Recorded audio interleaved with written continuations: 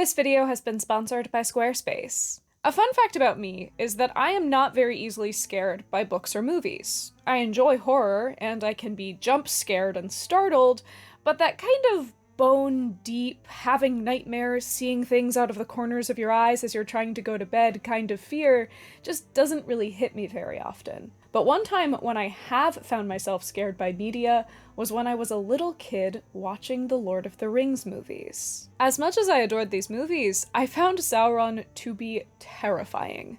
Whether it was his big spiky armor in the prologue of the films, or his simmering menace spread out across the rest of the story, Sauron absolutely scared the life out of me. But what was interesting was that when I finally got around to reading the books as an adult, I found that Sauron was still terrifying in the book, even without a visual presence. It was just done in a very different way. While the films had used the tools at their disposal, visuals, sounds, and effects, Tolkien had used the tools available to him to engineer a very unique menace. Although very different in so many ways, the character of Sauron in both the book and the movies does an excellent job of displaying what artistic mediums are capable of when it comes to capturing the face of ultimate evil. Speaking of capturing, if you want to capture your internet presence on a website, you can do that using this video's sponsor,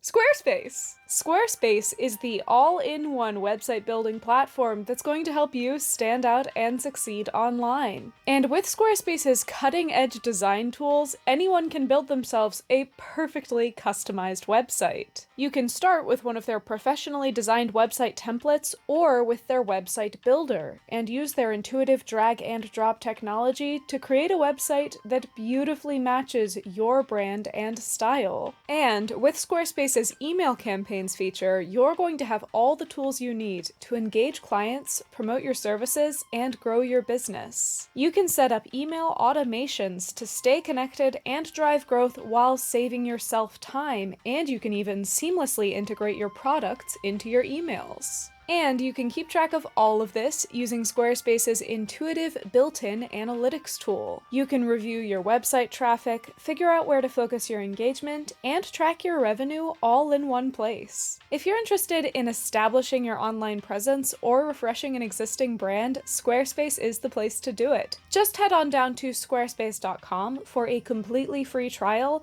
and when you're ready to launch, go to squarespace.com/JessOfTheShire to get 10% off your first purchase of a website or domain. Thank you so much to Squarespace for sponsoring this video and supporting the channel, and thanks to all of you guys for checking out my sponsors. One of the main differences between Tolkien's books and Peter Jackson's movies is that Tolkien had far more time and space to develop the character of Sauron, because in the book, Sauron's story begins as early as time itself in the Silmarillion. Like every other rational being in Tolkien's world, Sauron was not always evil. He originated as a Maiar spirit, one of the Ainur that sang time and space into being, and he spent those first days training under the Valar Aule, learning the art of crafting from him. But there was a darkness within Sauron, a desire for his will to dominate the wills of others, a belief that he had the superior knowledge, competence, and strength of spirit, and that he should control others for their own good. In fact, he should control all of existence. So, when the most powerful Valar Melkor fell from grace, becoming known as Morgoth, the Black Foe, Sauron followed, becoming his most powerful lieutenant in Middle-earth. In the Silmarillion, Sauron is a recurring villain, even appearing once as a werewolf, a magician, a shapeshifter, willing to become whatever he has to become in order to scrounge up some sort of power. When his master Morgoth is defeated and imprisoned by the Valar, we come to the most interesting part of Sauron's story, the moment where he almost repented. With Morgoth gone and his armies demolished, Sauron comes before Eonwe, the herald of the Valar Manwe, and begs for forgiveness. He decries all of his evil deeds, but Eonwe does not have the authority to grant him pardon, because he's just a Maiar spirit. So Eonwe tells Sauron to go before Manwe and put forth his plight, but this is far too much for the brittle pride of Sauron to handle. Then Sauron was ashamed, and he was unwilling to return in humiliation and to receive from the Valar a sentence, it might be, of long servitude in proof of his good faith. For under Morgoth his power had been great. Therefore, when Eonwë departed, he hid himself in Middle-earth, and he fell back into evil, for the bonds that Morgoth had laid upon him were very strong. It is much debated if Sauron's repentance here was genuine, or if it was just an act for him to try and leverage power, but either way, it adds immense complexity to his story. If he was lying and simply trying to ingratiate himself to a new master, what a truly reprehensible creature he is. Loyalty is completely alien to him. Just as he changed shape a dozen times while trying to escape the jaws of Huan the Hound in the First Age, Sauron would be proving himself to have no integrity whatsoever. But it's perhaps even more terrible if his repentance was genuine, because that means that for even just a moment, Sauron may have been teetering on the precipice of goodness. He may have had the chance for redemption, but his damnable pride pulled him back into the darkness. It's a haunting reminder that even the most wicked creature may be capable of contrition and of forgiveness, but only if they are willing to set aside their pride. This pride continues fueling Sauron as he goes back to Middle-earth and begins rebuilding his strength. Even if Morgoth will be imprisoned for the rest of time, Sauron still has a mission: utter domination. He takes on a fair form to sway the hearts of the elves, instructing them in the creation of the Rings of Power. He channels much of his strength into the creation of the One Ring of Power, as a way to amplify his malice and exert control over the free peoples of Middle-earth. When the strength of the human kingdom of Númenor becomes too great, he infiltrates their great city, manipulating them in order to drag them down into darkness with him. He manipulates their pride, their fear, their very human weakness to make them his servants, and his duplicity causes the whole island to be swept under the sea by the will of God. But Sauron was not just a physical body, one that could be drowned under the thundering waves. He was a Maiar spirit, and so he survived the destruction of Númenor.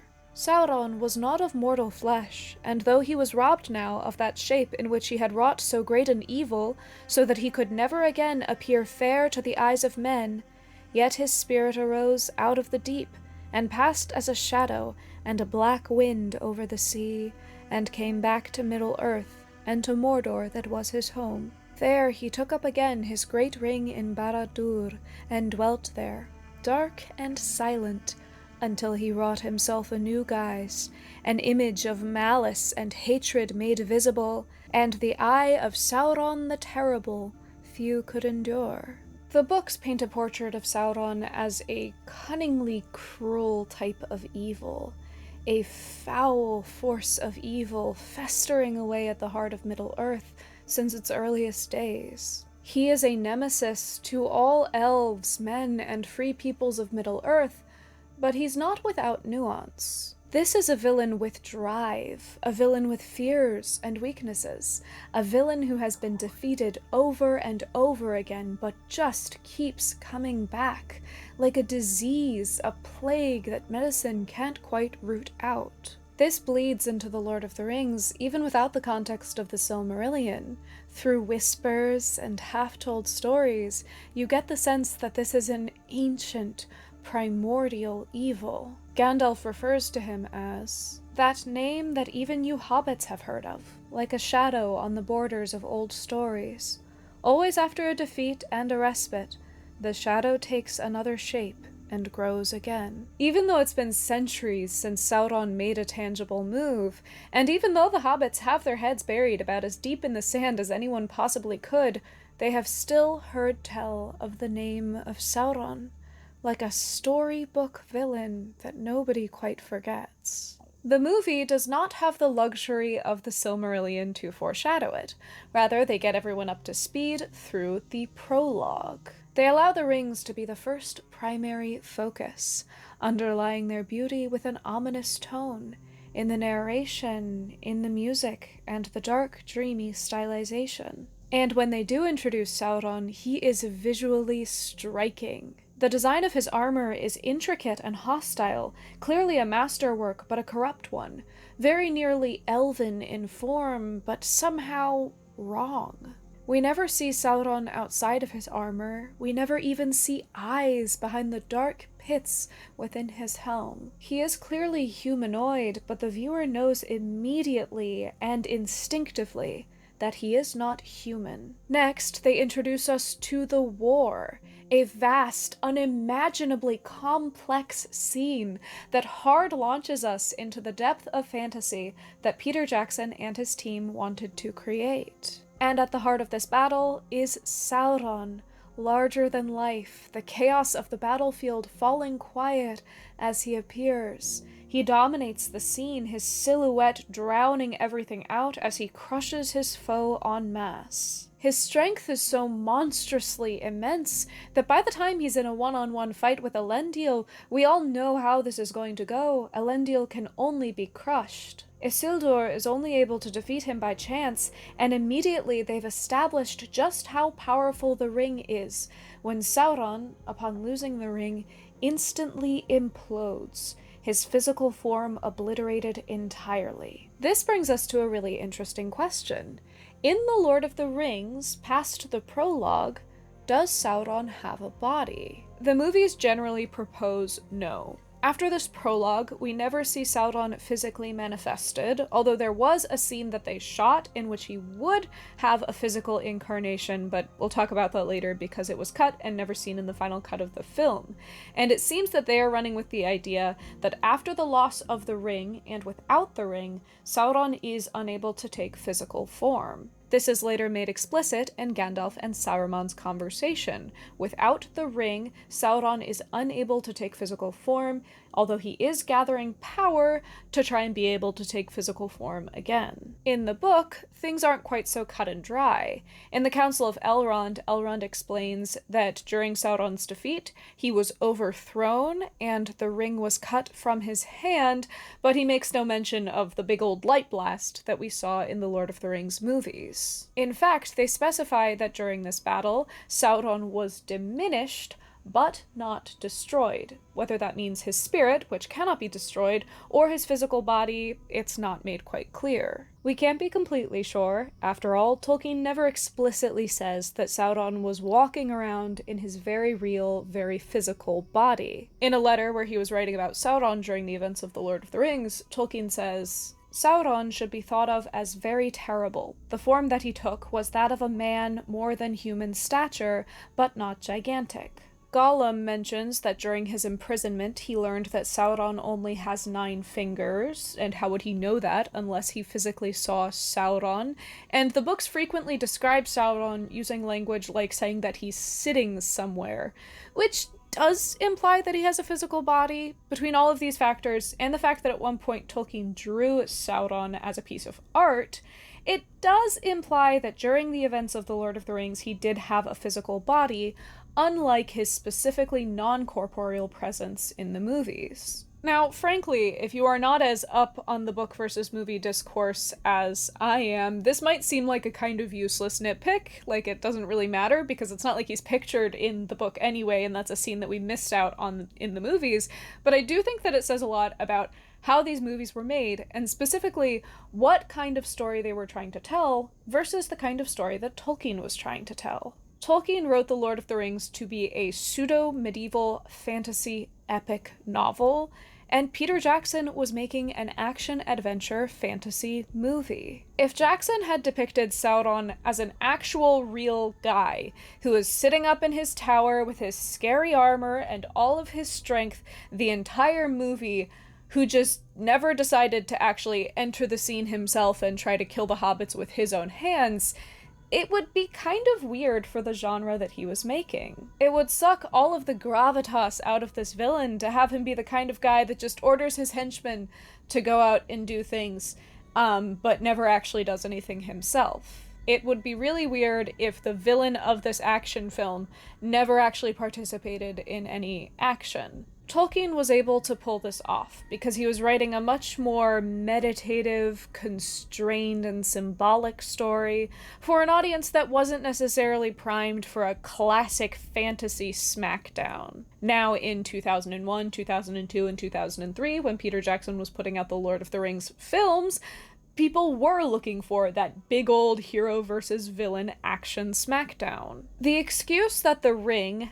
because it contained so much of Sauron's power, kept him from being able to physically incarnate without having the ring in his possession, meant that both we had an explanation for Sauron's absence, and it went a long ways into impressing the power and importance of the ring onto the audience. It is such a significant tool that the Dark Lord needs it in order to take physical form. This both immensely raises the stakes and allows them to do a whole lot more of showing rather than telling. Having Sauron be this disembodied, mysterious presence serves his character greatly in both versions of the story. They just have to go about it in slightly different ways. Besides, both stories don't need to have Sauron himself walking and talking around the tale, because they have the eye to keep watch. And this Eye of Sauron motif is actually pretty contentious when it comes to adaptation. I know that I certainly take a beating in the comments every time I haphazardly refer to the Eye of Sauron as a flaming eye, and people say I'm illegitimate because I'm just talking about the movies and I've probably never read the books. But in my defense, and the movie's defense, this is not a completely unfounded image. Yes, an actual literal eye of fire is never explicitly described in the books, but when looking into the mirror of Galadriel, Frodo finds something quite interesting. The mirror went altogether dark as if a hole had opened in the world of sight, and Frodo looked into emptiness. In the black abyss, there appeared a single eye that slowly grew until it filled nearly all the mirror. So terrible was it that Frodo stood, rooted, unable to cry out or to withdraw his gaze. The eye was rimmed with fire, but was itself glazed, yellow as a cat's, watchful and intent, and the black slit of its pupil opened on a pit, a window into nothing.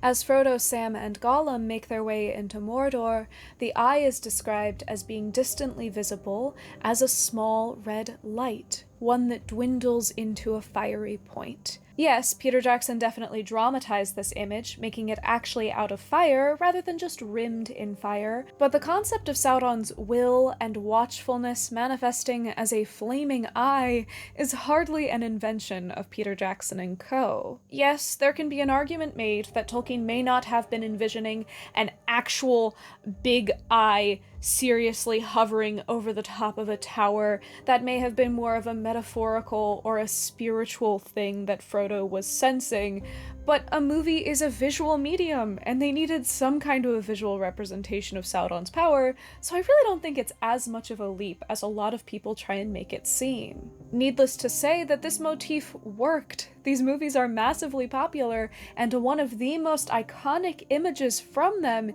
is the Tower of Barad-dûr and the flaming eye. Even the effect of this watchful eye is quite aptly translated into the film. As Frodo nears Mount Doom, the weight of the ring is growing heavier and heavier, but the weight of the eye's gaze upon him is described. Far more was he troubled by the eye, so he called it to himself. It was that, more than the drag of the ring, that made him cower and stoop as he walked. The eye, that horrible growing sense of a hostile will that strove with great power to pierce all shadows of cloud and earth and flesh, and to see you, to pin you under its deadly gaze, naked, immovable. He was facing it, and its potency beat upon his brow. The movie does an excellent job of displaying this very inward struggle in a recognizable outward way. Some of the most agonizing moments of the film are when Frodo can feel the weight of Sauron's gaze upon him, but is absolutely helpless to escape it. The film slips in and out of realism for these scenes, using visual and audio cues to impress the pure potency of Sauron's evil. After all, this image of the evil eye is quite a telling one. It is quite possible that Tolkien found inspiration for this image of the eye from Celtic myth, particularly the evil eye of Baelor. Baelor was a Fomorian king, a member of the wicked race that occupied Ireland before the fair Tuatha Dé Danann drove them out. The Tuatha Dé Danann, this fair, mythical, magical race from a distant land, was one of the major mythic inspirations for the elves, which positions Baelor to be an excellent parallel to Sauron, this more ancient, more foul race. The stories say that the Fomorians were horrifically deformed, often described as having only one leg, one arm, and sometimes only one eye. Baelor, in particular, had leaned over a druid's cauldron in his youth, and the fumes had splashed up into his face, causing him to grow one large, poisonous eye in the center of his face. This eye was wielded on the battlefield against the Tuatha, pried open by 4 men with a large stick. Anyone who this eye gazed upon would be struck instantaneously by death. In the book, we can see this image of Baelor superimposed upon Sauron by a crude orcish statue. The brief glow fell upon a huge sitting figure, still and solemn as the great stone kings of Argonath. The years had gnawed it, and violent hands had maimed it. Its head was gone, and in its place was set in mockery a round, rough-hewn stone, rudely painted by savage hands in the likeness of a grinning face with one large red eye in the midst of its forehead. But Sauron is much more than just Baelor reskinned for a new legend. While Baelor's eye was used as a representation for death, Sauron's eye is used as a representation of something much more sinister, ultimate doom. Within his gaze, it is not just death, but an abyss, the utter nothingness that Sauron's search for power leads to. Like Morgoth, forced to stare into the void for all eternity, mourning his inability to create anything of his own accord, all of Sauron's pride and power and striving leads him to nothing in the end. He hates the world and wants to have it all for himself, but the reality is that under his governance, it would be ground down into nothing. By the time that the crown was on his head and all the world was his, he would find himself the ruler of nothing but the void. The Eye of Sauron does not blast its opponents immediately into death, but it does show them where their paths might lead. It draws them into the rich allure of power and ownership, while showing them a glimpse of total damnation. And I do think that Peter Jackson's Eye evokes this feeling very well, even if it's technically straying from the book to have it be such a primary and present manifestation of Sauron's power. In fact, one of my favorite moments from the much deservingly criticized Hobbit movies is the moment where they show how this eye motif came to be. The image arises naturally as Gandalf goes to hunt down the necromancer in Dol Guldur, as the figure steps out, enthroned in this flaming power. Then, as the familiar silhouette of Sauron takes shape, the light inverts, and suddenly his figure has become the slit pupil at the center of the eye. As Gandalf speaks his name, finally clearing the shadows of anonymity from this necromancer figure, the power of the eye pins Gandalf to the wall, overcoming the screen completely. This is one of the very rare instances of those movies actually functioning very well as a prequel. The eye isn't just a flaming eye, the eye is Sauron himself. And if the flame represents all of his power and domination and will and control, it is very fitting that Sauron, standing at the center of all of this power, is a little glimpse into nothingness. Despite how much power and grandeur surround him, he truly emanates nothing. One of the most powerful and genius things about Sauron's character is just how remote he remains. Despite being the main villain, despite being the primary antagonist which must be defeated, Sauron never physically appears in the story to fight or to kill or even to speak. He exists in the shadows. in whispered tales, in the power of his ring, and the fervor of those who follow him. Tolkien generates this malice second-hand,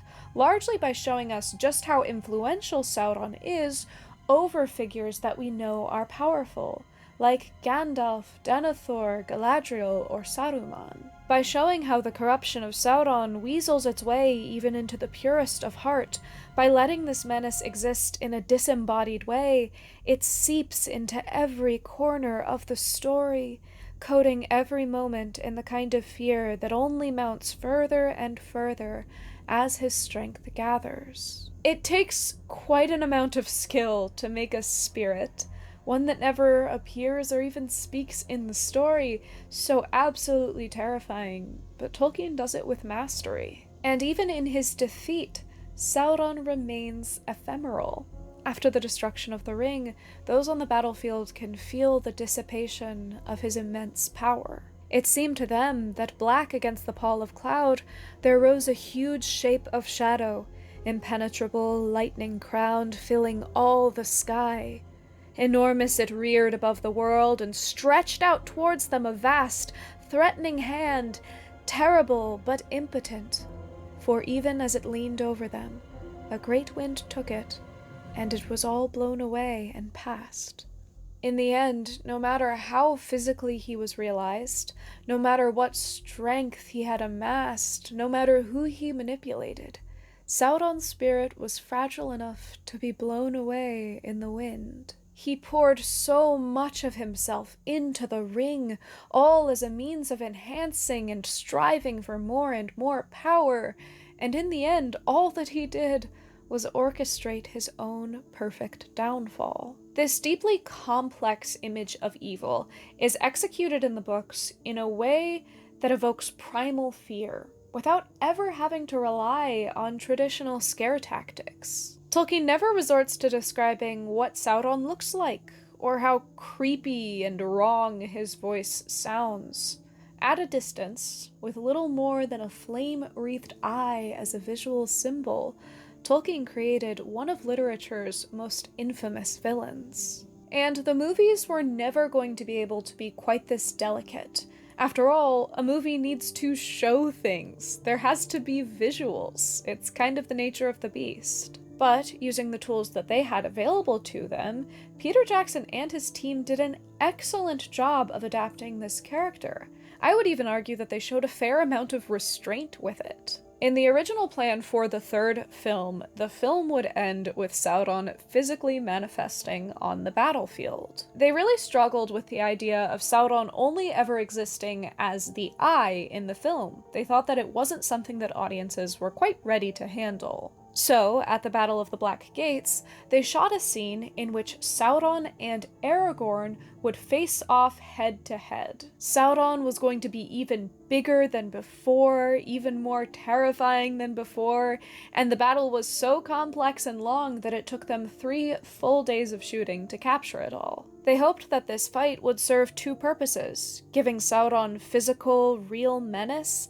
and wrapping up Aragorn's arc, giving him a chance to truly prove himself against the greatest foe possible. But, after shooting all of this, Peter Jackson realized that this was a mistake. He recalls, "It was not what Tolkien imagined, and we realized that was actually totally demeaning to what Aragorn was doing. The story was so clear as to what was happening, that this was all about Frodo and Sam.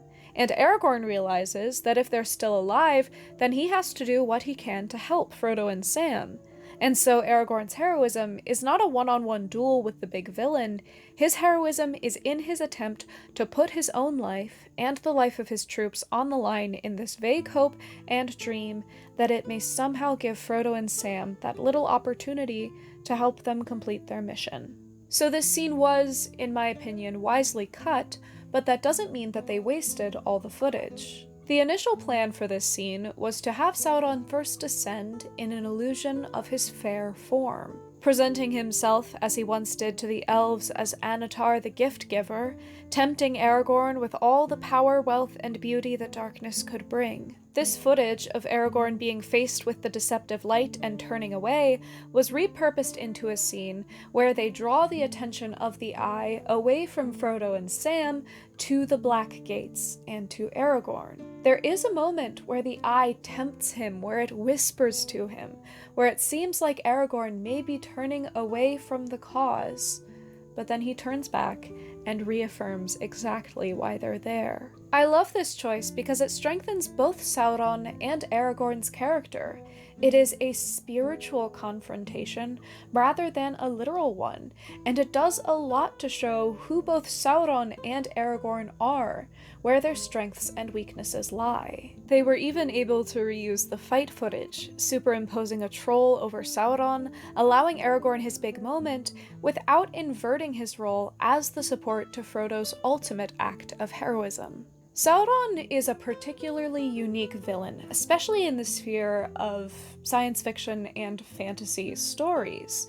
So often a villain is defined by his presence, by the way he looks, by the way he talks, by the way that he acts. But both Tolkien and Peter Jackson were able to craft such a unique villain, one that doesn't even have to appear, and in fact is more menacing in his lack of appearance. I find that I get a lot of people in the comments of my videos that act like the fact that I like the Lord of the Rings movies, and that I respect the way that they were made, means that I'm not a real fan of the Lord of the Rings, or that I don't know what I'm talking about when it comes to the Lord of the Rings books. And I will be the first to admit that I am not an expert, I'm not a Tolkien scholar, I'm just a person that likes talking about stories. And if you are so repulsed by the Lord of the Rings movies that anyone who talks about them positively loses respect points in your eyes, you can go ahead and leave the channel, and frankly, you won't be missed. Because to the day I die, I will stand by the fact that these movies are a stellar adaptation of a very difficult to adapt work. They were able to deliver one of literature's most complex, unique, and famous villains in a way that was so memorable and so iconic that people are still dressing up as Barad-dûr for Halloween 25 years after these movies came out. And if that's not a legacy, I don't know what is. Tolkien's books are absolutely impressive and genius, but I would argue that these films are also genius in some very different and very similar ways. They made expert use of the tools available to them to tell a story that has become just as beloved as the original. Sauron is the quintessential Dark Lord, and in both the books and the movies, he is proof of just how fascinatingly terrible, tragic, and memorable a really good villain can be. I feel like I can't even really say which of these versions is my favorite because it's such an apples to oranges comparison. Obviously, the book, and especially the Silmarillion, is able to go into way more richness and depth than the movies were even trying to go into, and so his character in the books is much more complex and probably, technically, a much better character. But I will say that I have such a personal fondness for the way that he is in the movies, because boy did he scare me a lot as a kid. In a good way. Mostly. Let me know which version you prefer in the comments, and if there are any other differences or nuanced that you noticed that I missed here. I do believe that as of this video coming out, the channel will have hit 200,000 subscribers. I'm not quite there yet, but I'm pretty sure I'm gonna be there by this video coming out. And I just have to say, that's so many people! I can't even think about how many people that is, or my head's gonna explode like a grape getting stepped on. But I do just want to say that I am so grateful that all of you have decided to join me for this crazy little journey. I am a person that just likes to yap, and the fact that this many people are willing to sit here and listen to me yap week after week about the things that I love is just truly one of the most incredible and surprising things that I have ever experienced in my life. I have so many things cooking right now. Metaphorically, not literally, there's nothing cooking. I do have bread that I just made that I need to go eat. But anyway, lots of exciting stuff coming up in the next couple of weeks, slash months, slash years. So go ahead and subscribe if you haven't already, so that I can eventually, someday, in however many years, get myself to 300,000 subscribers. That would be cool. Give this video a like and send it to your friend who you want to do a Lord of the Rings marathon with so that you guys can get as scared by Sauron as I was when I was like 6 years old. Thank you so much for joining me this week and every week, and I hope that you have a very happy, hobbity day.